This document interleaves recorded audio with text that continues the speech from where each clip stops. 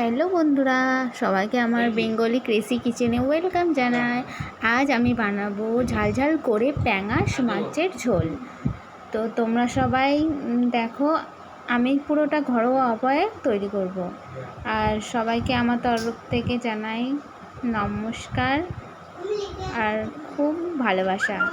তোমরা সবাই দেখো, তোমাদের যদি ভালো লাগে আমার ভিডিওটাকে অবশ্যই লাইক করবে আর একটু সাবস্ক্রাইব করে আমার একটু পাশে থাকবে, কেমন? চলো তাহলে দেখা যাক। এখানে আমি রান্নার জন্য সর্ষের তেল নিয়েছি। এবার মাছগুলোকে এক এক করে ভেজে নেব। মাছগুলোকে একটু ভালো করে কড়া করে ভাজতে হবে, নাহলে গন্ধ হবে। এইগুলো মশলাগুলো নিয়ে নিয়েছি। এবার তেলে কাঁচা লঙ্কা, কালো জিরে ফোড়ন আর তেজপাতা দিয়ে নাড়াচাড়া করে নেব। এবার আলু দিলাম, দিয়ে ভালো করে আলুগুলো লাল লাল করে ভাজবো।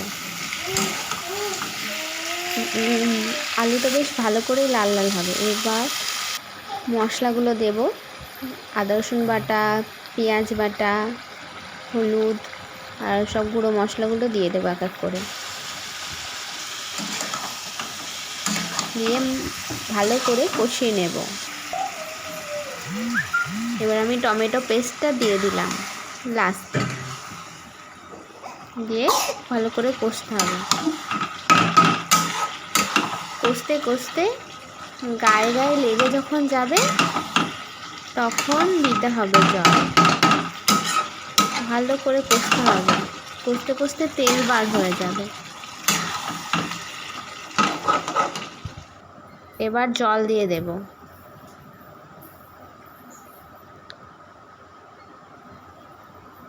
দেখো জল ফুটে গেছে। এবার আমি মাছগুলোকে দিয়ে দেব আর ঢাকা দিয়ে রাখবো 10 মিনিটের জন্য। এর মধ্যেই মাছগুলো পুরো ভালোভাবে হয়ে যাবে, তরকারিটা পুরো রেডি হয়ে যাবে।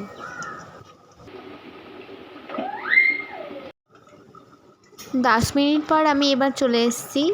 দেখো আমার মাছটা পুরো হয়ে গেছে, পুরো মাছগুলো আলুগুলোও সিদ্ধ হয়ে গেছে আর দেখতে পুরো তেল তেল আর লাল লাল হয়েছে, খুব সুন্দর লাগবে। আমি কিন্তু বেশি তোমার গুঁড়ো মশলা মানে ঝাল লঙ্কা দিইনি, কিন্তু কাঁচা লঙ্কা বাটা দিয়েছি যাতে পেটের প্রবলেম না হয়।